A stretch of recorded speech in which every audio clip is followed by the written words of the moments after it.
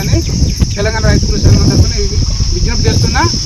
అదేవిధంగా ఇంకోటి ఏంటంటే, ఇప్పుడు నిన్న వాన కొట్టింది, విపరీతమైన వాన కొట్టింది, రాష్ట్ర వ్యాప్తంగా జిల్లాల వ్యాప్తంగా వాన కొట్టింది. రైతులు వడ్లు నాణ్యం జరిగినాయి, బట్టలు కూడా నాణ్యాయి.